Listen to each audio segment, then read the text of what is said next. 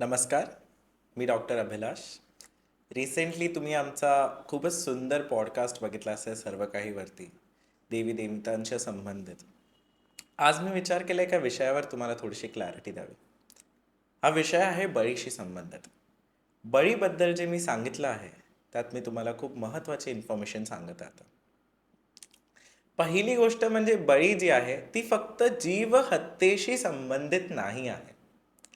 कामाख्या पीठावर जर की तुम्ही जाल तर तुम्ही तिकडे बघाल की खूप सारे बकरे असे सहजपणे सोडलेले आहेत, ज्यांच्या मानेभोवती फक्त एक सुंदरशी लाल चुनरी लावलेली आहे. ह्याचा अर्थ काय, तर देवींनी त्यांना असंच स्वीकारलेलं आहे आणि ते बकरे 10 वर्षाचे पण आहेत, 12 वर्षाचे पण आहेत आणि त्यांना कोण हात नाही लावत, त्यांना कोणी टच नाही करत, त्यांना कोणी जीवहत्या नाही करत. असेच कबूतर पण भरपूर सारे जे सहजपणे सोडलेले आहेत कामाख्या पीठावरती. म्हणून बळी फक्त जीवहत्या करून त्याला मारून नच भेट देता असं नाही आहे. तुमच्या अंतर्मनाची भावना जी सांगते ती महत्वाची आहे. काही लोकांना, आणि देवी सगळं काही स्वीकारते, काही लोकांना असं वाटतं की त्या जीवचं प्राण देवीला अर्पित करूनच त्यांना ती गोष्ट भेटणार आहे.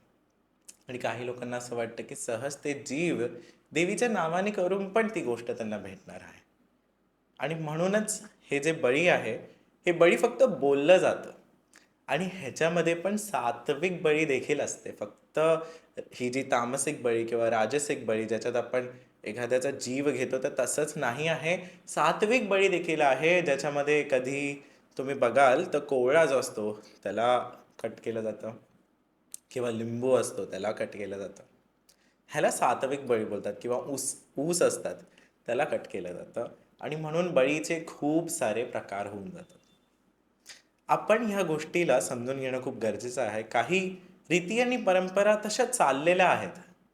ते माझ्या बोलण्याने किंवा कोणाच्या बोलण्याने नाही बदलणार आहे, पण जेव्हा शक्ती स्वतःहून डिसाईड करेल की ते चेंज व्हायची गरज आहे. हे माझं पर्सनल मत आहे, जसं तुमचं एक पर्सनल मत आहे. पण जे जगामध्ये चाललंय, जे माझ्या जन्माच्याही अनेक हजारो वर्षांपूर्वी आधीपासून चाललेलं आहे, त्याच्याबद्दल मी काहीच कमेंट नाही करू शकत, कारण का ते शक्तीमुळे चाललेलं आहे आणि ते तसंच चाललेलं आहे. आपण हाच प्रयास ठेवू शकतो की आपण आपली आध्यात्मिक प्रगती कशी बिना कुठल्या गोष्टींना किंवा कोणत्याही प्राणीला न दुखापात करता स्वतःची करत राहावी. आपण स्वतःवरती किती जास्त लक्ष देऊ शकतो हे आपणच करू शकतो. पण देवी कुठल्याही तुम्ही दिलेल्या प्रत्येक ऑफरिंगला देवी स्वीकारते, हे तितकंच खरं आहे. मी माझ्या पूर्ण आयुष्यात हे खूप जास्त जवळनं अनुभवलं आहे. ते भावना मी नेहमी आज पण जेव्हा मी तुम्हाला सांगतो ही गोष्ट मला भरून येते की देवी प्रत्येक गोष्ट जी आपण अर्पण करतो ती स्वीकारते, कारण ती जगन्माता आहे.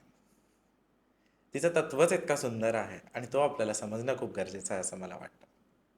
तर हे होती माझ्या बळीची संबंधित जे मला तुम्हाला माहिती द्यायची होती. धन्यवाद.